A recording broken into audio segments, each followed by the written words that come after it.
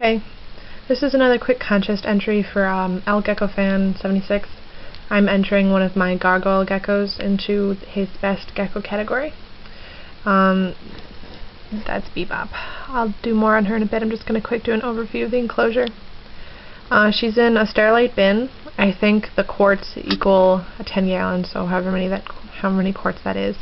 I have holes drilled in all the sides for ventilation, and Bebop is now in a plant because she jumped. She's very spicy today. But I have holes drilled for ventilation in the sides and the lid, and they're nice and smooth so that she doesn't there's no pokey edges or anything. There's some egg crating on this side and a nice biovine for her to climb on, as well as a little plant. Her substrate is moist eco-earth, and I also have a container down there for water and a container of crested gecko diet. But there's just a quick overview of her enclosure. It's kind of a basic setup, you know, it's nothing too elaborate. She's just a baby, so I just want it to be functional and affordable, because she's gonna grow, so she'll need a new enclosure. Let me see if I can get her out of this plant. She's very spicy today. I was just handling her before the video. Come here, goofball. She was so sweet the day I got her, and she has definitely gotten a bit of a personality change since then. So this is little Bebop. You can see she's got a ton of orange. Come here, Goofy. See if she'll go on this vine. She's gonna jump. She's an orange blotch reticulated gargoyle, and she is a little over 4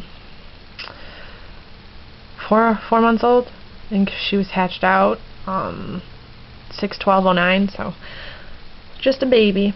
But a couple of quick facts about Gargoyle Geckos is that they are a cousin to the crested gecko, but unlike cresteds, they don't stick to smooth surfaces. They can't stick to glass or anything that isn't textured, which is why I have some egg crating in there for her. Come here, Goofy. Because it allows her to have a surface that she can climb. Another fact about the gargoyles is that they are often aggressive towards cage mates. Even breeder geckos are sometimes really aggressive to each other, and they lose their tails pretty easily. But gargoyles do regenerate their tails, unlike the cresteds, which don't. So I guess it's not a giant deal if you get a tailless baby. Their tail will grow back. Sometimes it does look a little different than the original tail, but it's not any sort of handicap. They are a frugivore, just like the crested geckos, which means they can live off of like a purely fruit diet as long as it's balanced. In captivity, they are fed a formulated meal replacement powder that is completely and nutritionally balanced, and you can get the crested gecko diet from Rapashi. Clark's, there's also a thing called Clark's diet. That's the same thing, I believe. But one last fact is that people used to feed these guys baby food, and baby food is really, really terrible for them because it's not nutritionally formulated. You know, you're not even supposed to feed your kids straight baby food, so I don't know why you'd want to feed an animal straight baby food. But this is Bebop, so I thought I would take a shot at entering a gecko into the contest.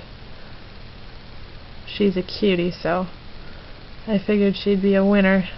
I might try, Bebop, making a video on a crested gecko just for fun. As you can see, she has no qualms about jumping, even when there's no place for her to land.